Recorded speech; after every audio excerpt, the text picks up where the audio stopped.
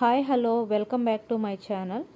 ఈరోజు నేనైతే బీరకాయలో పచ్చెనపప్పు వేసి కర్రీ అలా చేద్దాం చూద్దాం. ఎప్పుడు మనం బీరకాయతో పప్పు కానీ తాలింపు కానీ అలా చేసుకుంటాం కదా.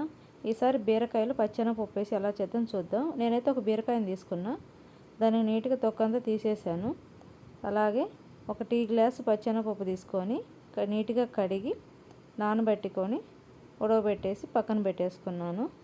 తర్వాత మనం ఆ బీరకాయని చిన్న చిన్నగా ముక్కలుగా కట్ చేసుకొని ఒక బౌల్ తీసుకొని బౌల్లో వాటర్ పోసి వాటర్లో నీట్గా బీరకాయ ముక్కలు అనేది కడిగి పక్కన పెట్టేసుకోవాలి. అలాగే మీడియం సైజు 2 టమోటాలు తీసుకున్నాను, ఒక ఆనియన్, కొద్దిగా కరివేపాకు తీసుకున్నాను.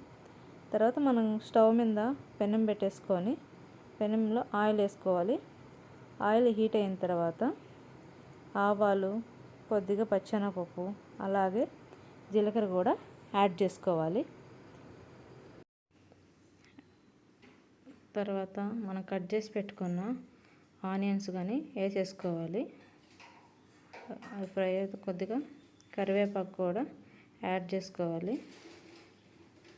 వేసిన తర్వాత మనం ఒక ఎండుమిరపకాయ అనేది తాలింపులో వేసుకుంటే కర్రీకి బాగుంటుంది. నీట్గా తుంచేసామంటే తర్వాత మనం రుచికి తగ్గ సాల్ట్ కూడా యాడ్ చేసుకోవాలి. సాల్ట్ వేస్తే ఏంటంటే ఆనియన్స్ అనేవి త్వరగా మగ్గుతాయి అన్నమాట. తర్వాత మనం కట్ చేసి పెట్టుకున్న టమోటా ముక్కలు కూడా వేసేసుకోవాలి. నీట్గా వేసిన తర్వాత కలబెట్టేసేసి కొద్దిగా మనం పసుపు కూడా వేసేసుకొని, పసుపు వేస్తే టమోటాలు అనేది నీట్గా మగ్గుతాయి. పసుపు వేసేసి నీట్గా కలబెట్టేసి మూత పెట్టేసి స్లిమ్లో కానీ పెట్టేసామంటే టమోటా అనేది నీట్గా మగ్గుతుంది. తర్వాత నేను ఈ కర్రీ కోసం ధనియాల పొడి అనేది తయారు చేసుకుంటున్నాను. ఫస్ట్ ధనియాలన్నీ ఫ్రై చేసి పక్కన పెట్టేసుకున్నా. అలాగే ఒక మిక్సీ జార్ తీసుకొని ధనియాలు అనేది వేసేసి మిక్సీ పెట్టేసి పక్కన పెట్టేసుకున్నాను.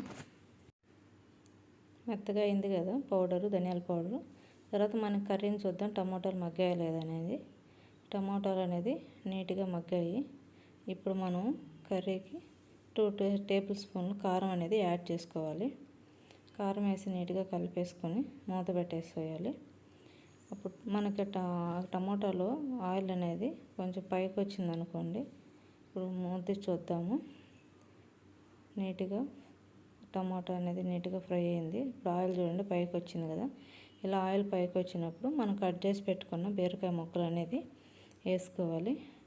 నీట్గా ఇవన్నీ వేసేసిన తర్వాత నీట్గా కలబెట్టి మూత పెట్టేసుకోవాలి. ఏం లేదు, సిమ్లోనే ఒక 10 to 15 మినిట్స్ కానీ ఉడికనిచ్చామంటే నీట్గా వాటర్ అనేది పడి మనం వాటర్ వేయకుండానే బీరకాయ 80% అనేది ఉడుకుద్ది అనమాట. తర్వాత మనం నీట్గా కర్రీనంతా కలుపుకోవాలి. ఇలా కలిపేసిన తర్వాత మన కర్రీ అంతా ఇలా ఆయిల్ అనేది పైకి వచ్చింది కదా. ఇప్పుడు మనం ముందుగా ఉడకబెట్టి పక్కన పెట్టేసుకున్న పచ్చెనపప్పును కూడా యాడ్ చేసుకోవాలి. యాడ్ చేసిన తర్వాత నీట్గా పచ్చెనపప్పు అంతా బీరకాయలో కలిసేటట్టు నీట్గా కలుపుకోవాలి. నీట్గా కలుపుకున్నామంటే ఈ పచ్చెనపప్పు కూరలోకి నీట్గా కలుస్తుంది. తర్వాత మనం మిక్సీ పెట్టి పక్కన పెట్టుకున్న ధనియాల పొడి కూడా మనం కర్రీలో వేసుకోవాలండి. 2 టేబుల్ స్పూన్లు ధనియాల పౌడర్ అనేది యాడ్ చేసుకోవాలి.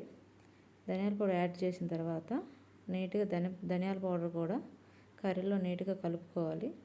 నీట్గా కలిసిందంటే కర్రీలో టేస్ట్ అనేది చాలా బాగుంటుంది.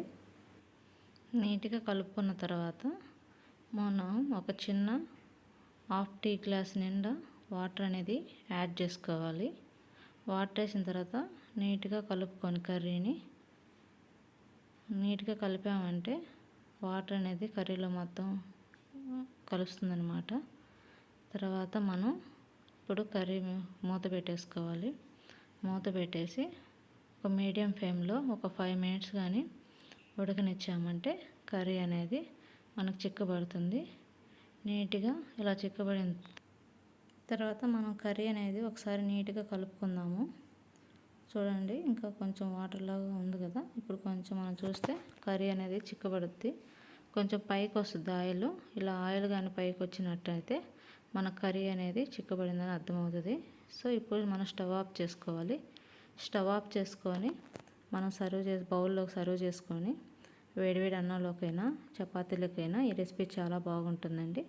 ఒకసారి మీరు కూడా ట్రై చేసి చూడండి. సో ఎవరైతే ఫస్ట్ టైం మన ఛానల్ చూస్తున్నారంటే ప్లీజ్ సబ్స్క్రైబ్ అండి. Thanks for watching this video. Okay, thanks అండి. Bye bye. Thanks so much.